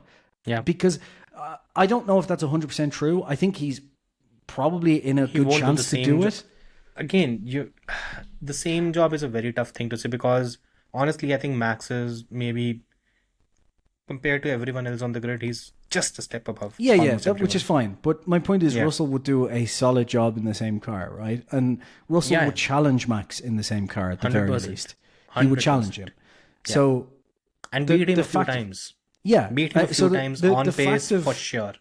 exactly. So the fact of Toto backing Kimi is neither here nor there. I don't think Russell really cares about that. That's just par for the course in F1, and he could write that in his own head as, well, he did the same for me at one point. It's just Mercedes is in a different situation. He didn't. No, but Mercedes is in a different situation. They're not title winning, so he can bring him up sooner.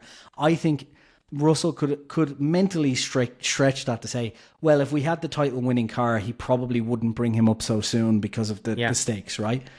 But when he starts talking about Verstappen, Mercedes could be a title winning car. Sure, next season. yeah. But when they start talking about Verstappen, surely that's the point where he goes, why do you need a Verstappen when I'm here? Like, what are you doing? You know, like, so, and I think maybe mentally But I that's think getting at some to him. point you have to. Honestly, this season should have been the one where George, again, he's stamping his authority in qualifying. There's no doubt about it. But he's leaving points on the table as well. Yeah, 100%, yeah. The DNF in Australia you talked about, Canada, Yep. this race, you add all these up again. But he's Australia been wasn't unlucky. his fault because Australia. Australia wasn't his fault. Alonso only braked like 4 miles ahead or something. Like it was only an extra lap ahead. Yeah. That could have happened to any driver. I mean, it hasn't, but it could. It could have. Theoretically. A lot of things could have happened. You know? Yeah. If my mum had balls, she'd be my dad. These things could happen, you know. Anyways, your view on Kimi Antonelli, by the way. I think Not on the lap and no, the like, whole thing. Because honestly, that's the crash is just like we could hark on about that, and it's kind of pointless. Honestly, I think Kimi Antonelli is kind of the real deal here in some ways. Like, I just think that when you step up to Formula One, you get into a car, especially in front of your home crowd with everyone, you're going to push. And I think Mercedes probably made a bit of a mistake there by going unleash it, because they clearly said unleash it. And I think part of that was to kind of unleash it. yes. And I think it was just inevitable that, you know, when you're going half a second quicker than F1 drivers warming up their tires, this was just going to happen. Mercedes should have known it was going to happen. Maybe they did. They just didn't care. They were just like, fuck it. Let's see how fast this kid can go. You know, He can go fast. he can go fast. I think Antonelli is the real deal, but I think like every F1 driver now, even with the program he's having, when you put them in a competitive session with a different car next year, he's going to take a few races to bake in. But I think that what I've seen from him, I like. What I've seen from him is Verstappen-esque. Unlike Piastri, who was able to kind of come in and kind of take time to get used to tires and was logical about it and took some time. I think Kimi is going to have the Verstappen approach. This was sheer talent. Yeah, I think Verstappen's... Those I 2-3 think laps were... just sheer out-and-out pace. That's what he has. He just showed that...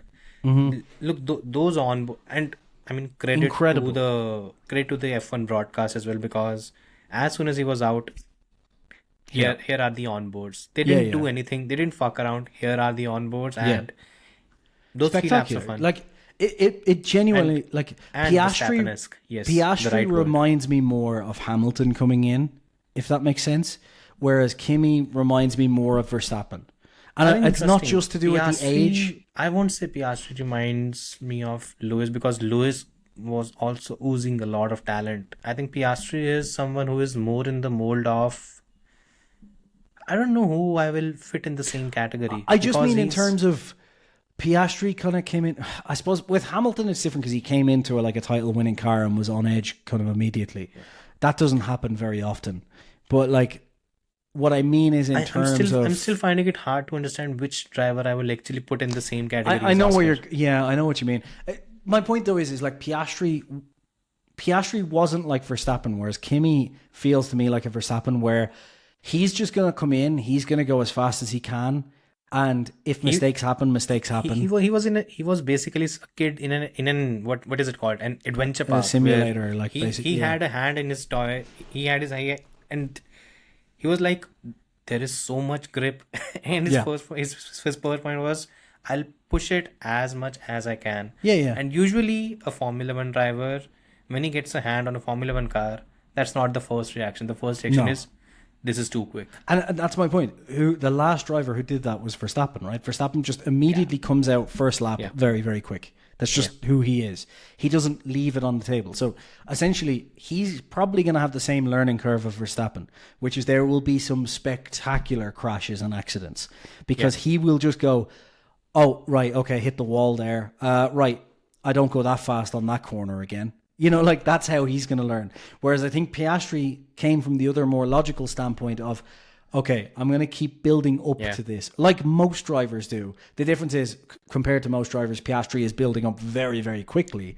Yeah. But Antonelli... But Piastri is older as well. Piastri is, I think, as Antonelli old as is Norris. more like Verstappen, where they start over the limit and kind of work down to the limit. That's what I was trying to say. It's honestly, working down. This is so much similar to Max. Again, we don't know if he'll be as good as Max or as good as other drivers.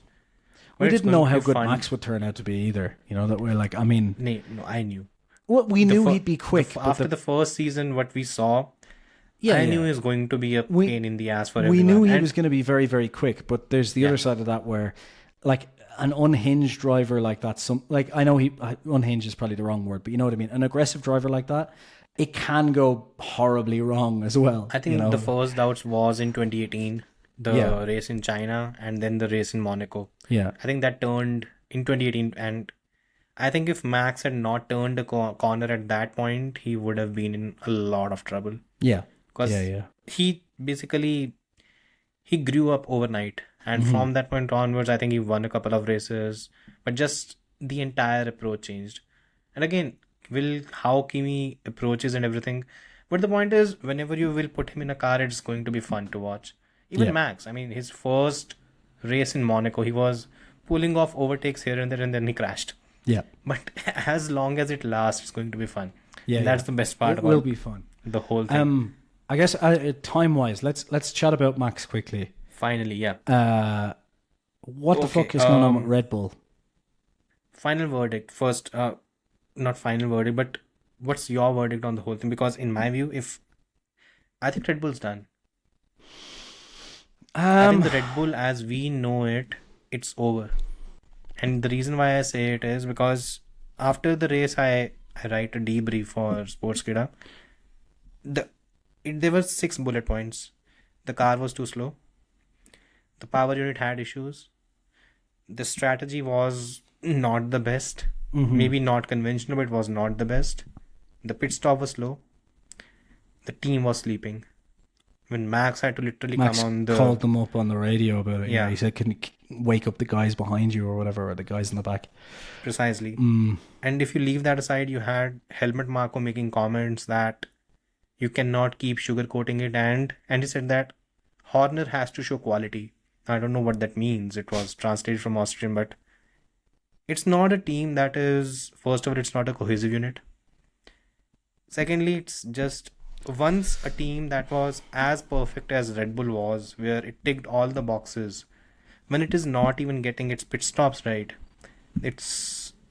you have to be concerned. I think the problem they're facing as well is partly just that momentum in Formula One is a real thing, and like when you get yourself into that swing of it's just going from bad to worse, it always in Formula One takes a long time to kind of turn that around. Like, look at Mercedes, you know, like once you get on a run of success, or Red Bull up until now, once you get on a run of success, it's really, really easy. Not easy, but you can continue that momentum and keep building on it and building on it and building on it.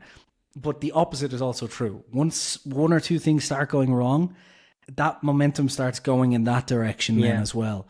And I think the easy thing that fans will do is blame this on Newey. That's obviously not the case. Like, obviously the car isn't just shit because Newey left in May, right? The writing was kind of on the wall where they knew they were reaching an upper limit. And what has happened here, I think, is that McLaren and now Mercedes and potentially Ferrari are right on the back of them. So there's no space to move anymore. And I think what's happened is that's forced them into a position where earlier than expected, Vache and Balbo, for example, are now kind of running the entire technical team. And earlier than expected, they are being tested. And we're now getting issues where correlation isn't happening. The strategy team are under pressure straight away with Wheatley kind of going out the door, right? That's now being a problem. The pit stop team is now under pressure massively. And I think you've got, yeah, and I think you've got this situation where there's so much change going on and people moving into different positions, and they're immediately under pressure. And I think the problem now is it's kind of reset that momentum, and they're going to have to build it up again. And we know in Formula One that could take a long time. And the problem Red Bull has now is, if they want to, I don't think they're going to be able to fix this car for the rest of this season, given how close it is. I think they need to change the whole suspension out. And to do that, they're going to have to change the whole chassis out, which means that's for 2025. And the problem that leaves them in is... I think they already knew that. Yeah, right. But the problem that leaves them in is, right, now we can build a whole new suspension for 2025, which means we're going to have to inevitably focus some of our 2025 attention on making sure the aero works with that platform next year, which is then going to hit us for 2026. So I wonder, is this kind of internally now, especially with the way Max is talking, the team has essentially made the decision of, well, we can either focus everything on 2026 and the new regs, or we can focus everything on 2025. And their thinking is potentially, maybe it's a smarter option to focus on 2026. And Max is kind of getting pissed off about that decision. I wouldn't have in the past, but I think with 2025 being an outside chance and so much riding on Horner to get the engine right, it would not surprise me if Horner has made the decision of, right, things are gone to shit at the minute, and I could lose my position if 2026 isn't good. So I'm putting all my eggs in that basket, which doesn't suit Max. But I think there is part of Horner's mental thinking that, well, if 2025 is bad or 2026 is bad, Max goes anyway. So why don't I focus on the team and the car for 2026? I think maybe the whole... I don't think it's technical issues that are actually plaguing the team. I think it's more... Well, they are having correlation issues now, which they haven't had for ages. I mean, every team says that. I mean, I've stopped believing... I do think there's... As soon as an upgrade works, the correlation is fine. Yeah, when it is not working, it's... Well, that is literally correlation, though, isn't it? So it is, but... Yeah, no, that Thanks for explaining correlation. No, I get your point. The thing is, it's one of the easiest, you can say, excuses that almost every team has used. It's also just the teams are never going to give you exactly what's wrong. So correlation just kind of, it's a easy answer for everything. But it's just weird that they haven't had that problem at all over the last 3 years. In this season, they have. Yeah. Which means Rob Marshall's clearly a legend, right? Anyway, sorry, go on. There's no doubt about it. It's just, I think the team is stretched in too many different sides. I think you have Christian Horner, who is, first of all, trying to... I think we are looking at a scenario where, once again, the entire political battle that was there earlier in the season, it's back. And you have Verstappen making comments. Look, if Verstappen is barking on all these publications, and he's doing a lot more behind the scenes as well. If Helmut Marko has now done that. And again, look, this is a time when... And look, Red Bull went through a worse phase in 2014.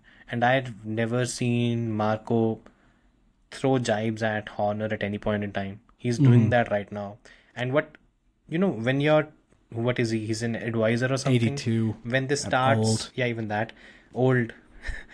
But when they start disassociating themselves from the team, it means that they are not trying to be part of the team. They are trying to shift blame. Yeah. And here you have Christian Horner, who is, first of all, well, he should be happy at least that the case and everything is gone now. But right now he's maybe it's not a singular focus on winning the championship or focusing on that thing and getting everything right. There's a focus on the second driver. Again, Sergio did decently in the first 2 races in summer break, but there's still a question mark how he'll perform. The second thing is that I think when it's interesting that Red Bull is the opposite to McLaren or to Ferrari and McLaren and stuff now, where Red Bull's gone the opposite way, where the drivers were their biggest problem because Perez wasn't backing up Max for the constructors, and now it seems like Sergio Perez Everything is a problem right now. It seems like Sergio Perez is the least of their problems now. Like, you know, it's kind of maybe that was the decision over the summer. Maybe they were talking about it, and Horner went, "Listen, guys, honestly, Perez isn't a concern right now. Everything fucking else is." So yeah, could be, and genuinely, entirely could be the case. And it's just that, and even this weekend, I think Marco came out and said that Horner was incorrect, and Lawson would be in a Red Bull or an RB next season. And again, Horner came back and said that no, this is not true. If these two are squabbling over in the media, then Horner's focus is not on a singular thing. And look, when a team is not entirely... Look, it's Formula 1, where even a small... It's a game of percentages. So many variables, basically. Yeah. And you need everything going right. This team is... It's not the Red Bull that it used to be earlier. And I just don't... I think what's going to happen ultimately is... I have a feeling Max loses the championship. I'm not kidding. I think there is a... If Lando gets either a Baku or a Singapore perfectly nailed, he wins one of those races. From his team. I mean, even if he doesn't. He did not have any backing in Zandvoort either, right? Yeah. If he wins either of those two races, he nails it. That's a gap that is going to decrease by 10 to 12 points, roughly. I mean... Singapore could be more. Red Bull is going to struggle in Baku. Red Bull is going to struggle in Singapore as well. And those two tracks, again, it's going to be fourth fastest. It could easily be a 30-point swing in those two races if things go really badly. And if he loses 30 points, that it will be like 15 or 16 points. The gap between the two. That's done. It's over. Well, if he loses 30 points, right, that will bring it down to 32 points over 6 races. Something like that. 30 points over 6 races. That's done. That's nothing. That's a gap that Lando could bring down over the last few races. Look, if that is the gap, then he does not even need Oscar. Honestly, no. If that is the gap, and that's just something. I think by the time Red Bull recovers, I don't think Max Verstappen will be a Red Bull driver. I think Max, Jos, and Helmut, they are out of the team. Until they're out of the team, things are not going to fall in place. And that's what I think. Because there has been too much disruption. I think this combination has reached its expiry date, and it just seems like it.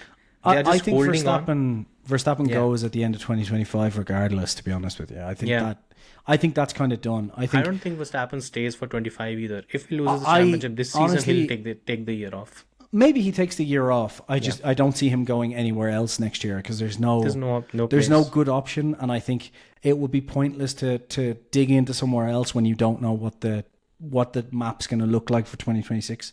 This is why I think he finishes out 2025, and I think unless there's a clear option for 2026, I would be less surprised if he took 2026 off to reassess. Look, if the car is not improving in this season, I don't think it improves next season. If the Austin upgrade works and Red Bull is on track once again, which I highly doubt, but if I don't think so either. Yeah, if it works, then again you can expect Red Bull to be competitive in 2025. It depends. If that doesn't,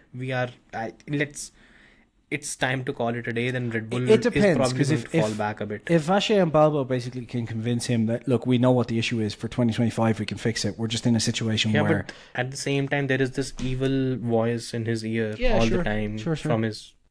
Well, he could go and literally win Le Mans or something in his year off. You know, there's tons of things he could do. Like, I mean, but that's what he can do in a Formula 1 season as well. Take that weekend off and just go and win. I think my point is, like, or Alonso also did the same thing, right? Yeah. But Verstappen could go and jump into any other racing series and you know, chance it out for a year. I think there will come a I time just don't think he takes a full year off and does nothing. You know what I mean? Yeah. Like, I can't see that. It just seems that it will be the end will be combustible. That's what I feel.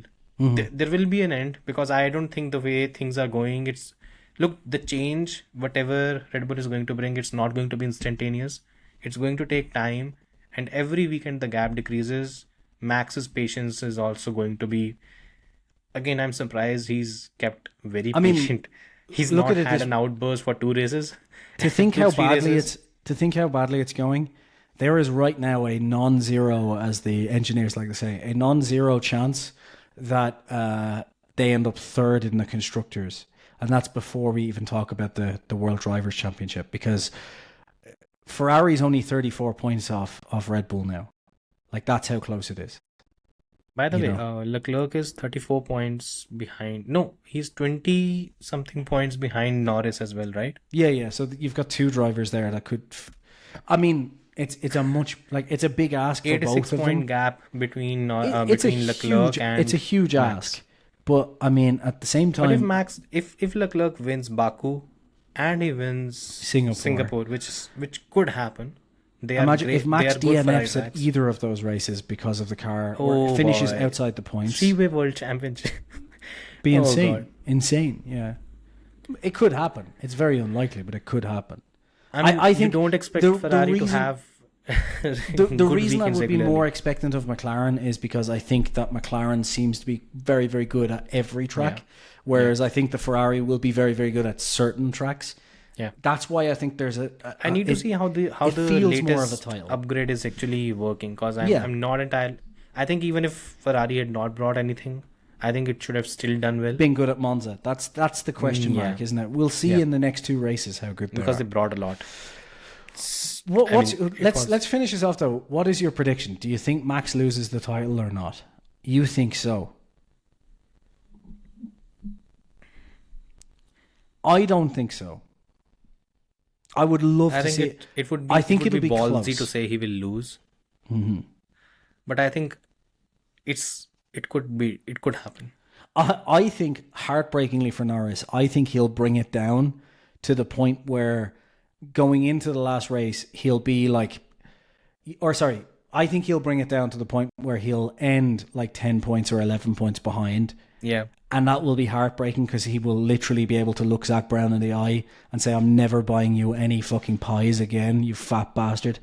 You know, I think those will be his exact words as well. I think that might even be his. That feels I think it would be a bit like the harsh right for me to say, but trajectory it for might me. be his Eddie Irvine moment. Mm-hmm. This is his season, Yeah. Lando, and if he does not I win like this Lando season, though. I fucking hate Eddie Irvine, but anyway. I mean, yeah, name any other one. The point is, if he does not win this season, when honestly he should, it's going to hurt his confidence a lot. Yeah. But again, the best part is 8 races and anything could happen, Yeah. because Red Bull is going to be okay. Spoiler alert for the Red Bull fans and Max fans. Red Bull is going to be P4, a fourth fastest car in Baku and in Singapore. More than likely. Yeah. I have no doubts. Have you seen those curves at Baku? They're Just this even big. to be honest, like They're we this saw big. we saw at That car Monza. is going to- We saw at Monza even without the curbs. It's still going to be an issue. They're straight line speed. The other teams have caught up, so that's not helpful It's not anymore. even caught up. They've overtaken. Yeah. It's a joke. They were like the fourth fastest in the And straight remember lines. last season there were conversation that there is something with the DRS that Yeah, Red yeah. Bull is doing. Yeah. How quickly things change in just Maybe a year. Everything's Newey gone. obviously got the rear wing in the divorce or something, you know. Anyway, in 5 minutes' time, I do need to go. So, what are our final thoughts? Yeah, about what? Just anything. Oh, Franco Colapinto. Yeah. I don't think we'll. I tell you what. I don't think we'll have time to do blatantly biased tweets. So let's mold those all into a big one next week. Because next week we don't have a race, so we have more time to talk about And stuff. there's another segment that we talked about. Yes. I'll Yeah. tell you later as well. Perfect. Yeah. So Okay. let's spend the last 5 minutes just saying Franco Colapinto was brilliant, right? Really solid drive. I'm not too. I think there are two things we need to talk about: Kevin Magnussen, Franco Colapinto. Oh shit! Yeah, K-Mag. The FIA finally banned someone. Your take on the collision? Did He he should have been deserve? banned in fucking Miami. So I don't. should have been know why we're still here. I mean, that was the only thing. I think I would have been more than okay if he was banned in Miami. I would have been fine if the Monaco crash actually gave him the penalty. Yeah. I don't think this one deserved a penalty. No, but you know what? I agree. I don't think this was like. I don't think this was as over the edge as those things. Yeah. But at the same That was time, crazy. I'm glad that finally the FIA grew some fucking balls and actually said, no, the rules are the rules, guys. So you got a 10-second but penalty. I think that generally I think comes it with 2 happening penalty to points. K-Mag is the shittiest part is if it was not K-Mag, it was a Max Verstappen, Lewis, Leclerc, Lando, or someone, it would have been outrage. The We would have had an question, outrage. the question No one is give a now, fuck. will they? What this is what we've been calling for is just consistency in F1, and they can't just not be consistent because there's a potential race ban. So Yeah. if there is a situation where Max or Lando or Lewis is on 10 points and there's a 2-point penalty, Yeah. I will be just as outraged. Well, I'll be more outraged if they say, Yeah. "Oh, we can't because they're in a title fight." It's like, no, that's not. Yeah. The rules are the rules. Like you No, can't. not in that sense. But we can't have a situation where, like, those Russell, fan for bases example, kind getting of dictate the whole thing. yeah, That's what yeah. pisses me off. And It's annoying because you can't have a situation where you say, "Oh, well, a technical disqualification is just a technical disqualification. These are the rules," and then go, "Oh, yeah, but on the race ban thing, like, just don't give the points there." It's like, no, like these are what are you talking about? Like these are the rules. Yeah. Every single time the FIA has a solid rule that says the consequences aren't taken into account, and every And they fucking every time, time do that. every single. Why is that in there? Can they just take that out because no one's following it? I It's mean, ridiculous. everyone has been shouting on the top of their voice. Basically, everyone has said that have permanent stewards, and they won't. Yeah. Yeah. But anyways, I think there's a good thing as well. Ollie Bearman will be there, which is Is it Ollie good. Bearman? Have they confirmed? Yeah. Is it Who gonna be- else? Who else? Well, I mean, it is Haas. You know. Yeah. Like who knows? Anyways, Fittipaldi. finally, just to wrap it up, Franco Colapinto, I think he did well. Mm-hmm. But in the first race, Logan Sargent did well as well. Look, So I mean, Nick De Vries did well at Monza last year as well. So Yeah. it's I mean, but you know what I took away from it? I don't take stock of what Williams drivers do at Monza because that's No, but probably you the best. know what the thing is though, like Yeah. it's just more the attitude and the way he handled the whole weekend. Like there was no.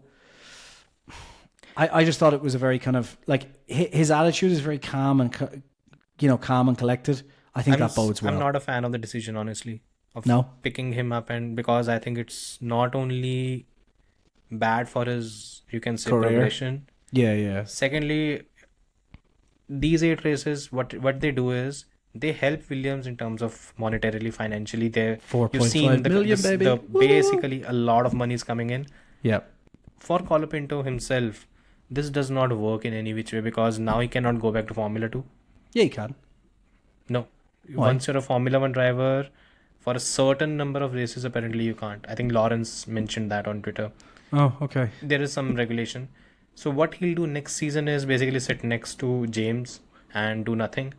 And you have a Carlos Sainz, Alex Albon lineup, and Colapinto Look, does not even have a place to prove himself. To be honest which with is you, very, very...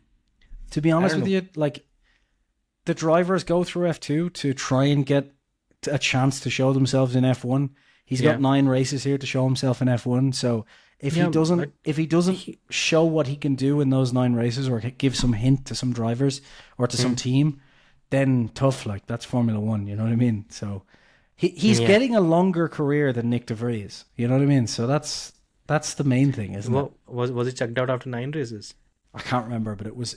I think it might have was been soon. 11, but maybe I'm wrong. If you include Monza, I think. Ricciardo came in at Hungary, so it was probably 10 races something. Yeah. So he's getting basically the same amount of Same races amount. as Nick De Vries. So look, On that bombshell, yeah, it's time to end. But yeah, cool. Don't forget by to the like, way, subscribe, guys. Thanks, guys. Thanks for watching, and please like, share, and subscribe. Drop a comment. Oh, If you like, remember the rule though. If you're not offended, like don't subscribe. Lando, if you like Lando, drop a comment. If you don't like Lando, again drop a comment. Thanks for watching. If you Take don't care. like Lando, hit subscribe really hard. We can tell the difference in analytics. Thanks, everybody. Bye. Take care. Bye bye.